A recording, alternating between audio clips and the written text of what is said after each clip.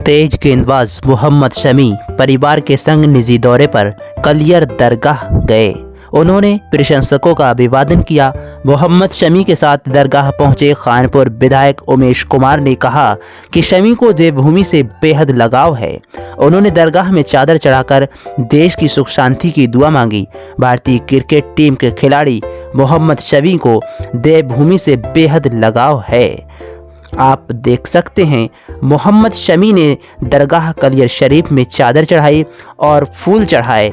बहुत ही खूबसूरत तस्वीरें आपकी स्क्रीन पर। यदि आपको अच्छी लग रही हैं तो इस वीडियो को लाइक और चैनल को अभी तक सब्सक्राइब नहीं किया है तो सब्सक्राइब भी करें। दोस्तों, भारतीय क्रिकेट टीम के तेज गेंदबाज मोहम्मद शमी मंगलवार को परिवार के साथ कलियर शरीफ पहुंचे। उन्होंने दरगाह में चादर चढ़ाकर सभी के लिए दुआएं की, सुख शांति की दुआएं मांगी। इस दौरान उनके साथ निर्दलीय विधायक उमेश कुमार भी मौजूद रहे। मोहम्मद शमी जो भारतीय क्रिकेट टीम में एक तेज गेंदबाज हैं और जो बहुत ही अच्छी गेंदबाजी करते हैं। मोहम्मद शमी परिवार के संग निजी दौरे पर कलियर दरगाह पहुंचे थे। उन्होंने अपने प्रशंसकों का अभिवादन भी किया। मोहम्मद शमी के साथ दरगाह पर पहुंचे खानपुर विधायक उमेश कुमार ने कहा कि शमी को देवभूमि से बेहद लगाव है। रिवायत में आता है हजरत अलाउद्दीन अली अहमद साबिर रहमतुल्लाह अलैह कलियर की तबाही के बाद नहायत यकसोई और महवियत के साथ इबादत इलाही में मशगूल हो गए। हकीकत गुलजार साबरी के मुसन्निफ तहरीर फरमाते हैं कि कुछ मुद्दत के बाद अफगानिस्तान के शहर काबुल के इलाके से 21 उलमा फजला हजरत ख्वाजा शमसुद्दीन रहमतुल्लाह अलैह की खिदमत अक़दस में हाजिर हुए और बैत करने की इस्तदा की। हजरत बाबाजी रहमतुल्लाह अलैह ने उन सब से फरमाया कि तुम्हारे लिए इस फकीर के पास कुछ नहीं है, तुम हजरत मखदूम अलाउद्दीन अली अहमद साबिर रहमतुल्लाह अलैह के पास कलियर शरीफ चले जाओ, तुम में से जिसका हिस्सा होगा वो अता करेंगे। हजरत बाबा फरीदुद्दीन गंज शकर रहमतुल्लाह अलैह के हुक्म के मुताबिक ये सब उलमा इकराम कलियर शरीफ पहुंचे। वहां पर कुछ दिनों कयाम किया, लेकिन उनका मकसद पूरा ना हुआ, क्योंकि हजरत अली अहमद साबिर रहमतुल्लाह अलैह की तबीयत में बेहद जलाल पैदा हो गया था और इसी जलाल की वजह से कोई आपके करीब नहीं आता था।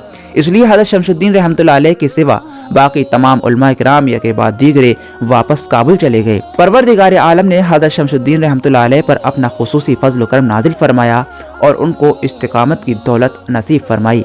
वो हजरत मखदूम पाक की खिदमत में ठहरे रहे। फिर जब हजरत मखदूम पाक जज्ब और शुक्र की हालत से निकलकर हालत सहू में आए तो इरशाद फरमाया, ऐ शमसुद्दीन, तू हमारा फर्जंद है। हमने अल्लाह ताला से इस्तदा की है कि हमारा ये सिलसिला तेरे जरिए से ता क़यामत जारी और सारी कायम दायम रहे। उसके बाद आपने हजरत शमसुद्दीन तुर्क रहमतुल्लाह अलैह को बैत से सरफराज फरमाया। दोस्तों, आइए जानते हैं हजरत साबिर रहमतुल्लाह अलैह की फना और बका का वाक़या। जिस वक्त सुल्तानी लश्कर फतह मंदी के साथ किला में दाखिल हो रहा था, ऐन उस वक्त हजरत ख्वाजा शमसुद्दीन तुर्क रहमतुल्लाह ताला अलैह को अपने पीरो मुर्शिद की बात याद आती है और समझ लिया कि आज हजरत मखदूम पाक अलाउद्दीन अली अहमद साबिर रहमतुल्लाह ताला अलैह का विसाल हो गया है। चुनांचे फौरी तौर पर कलियर शरीफ के लिए रवाना हो गए। कलियर शरीफ में पहुंचकर मुर्शिद पाक के गुस्ल कफन से फारिग होने के बाद जनाजा बालकल तैयार हो गया तो देखा कि हजारों लोग हजरत मखदूम पाक रहमतुल्लाह ताला अलैह की नमाज जनाजा पढ़ने के लिए मौजूद हैं। नमाज जनाजा पढ़ाने की कोई जिसारत न करता था, क्योंकि नमाज जनाजा उस शख्स को पढ़ाना थी जो हजरत अली अहमद साबिर रहमतुल्लाह अलैह से ज्यादा बुलंद मकाम और मर्तबा रखता हो। उसी सचोपंजे में और थोड़ी देर इंतजार के बाद मुसल्ले पर खड़े होना ही चाहते थे कि हाजरीन ने देखा कि एक घोड़े पर सवार नकाबपोश चला आ रहा है। करीब आकर उसने घोड़ा बांधा और नमाज जनाजा पढ़ाने के लिए मुसल्ले पर खड़ा हो गया। नमाज जनाजा पढ़ाने के बाद जब वो नकाबपोश वापस जाने के लिए घोड़ा खोलने लगा तो उस वक्त हजरत ख्वाजा शमसुद्दीन रहमतुल्लाह ताला अलैह को एक बात याद आ गई कि उन्होंने एक दिन अपने पीरो मुर्शिद से हजरत मखदूम अली अहमद साबिर रहमतुल्लाह अलैह से सवाल किया था कि हुजूर, मकाम फना और मकाम बका क्या है? तो हजरत मखदूम पाक रहमतुल्लाह ताला अलैह ने जवाब में इरशाद फरमाया था कि फना और बका का राज किसी वक्त जाहिर कर दिया जाएगा। आज वो सवाल अचानक इतनी मुद्दत के बाद हजरत ख्वाजा शमसुद्दीन तुर्क रहमतुल्लाह ताला अलैह के जहन में उभर आया था। फिर उनके दिल में यह ख्याल पैदा हुआ कि जिस बुजुर्ग ने मुर्शिद पाक की नमाज जनाजा पढ़ाई है उनसे मुलाकात तो करनी चाहिए कि वो कौन है, पता चल सके कि मुर्शिद पाक की नमाज जनाजा किस शख्सियत ने पढ़ाई है।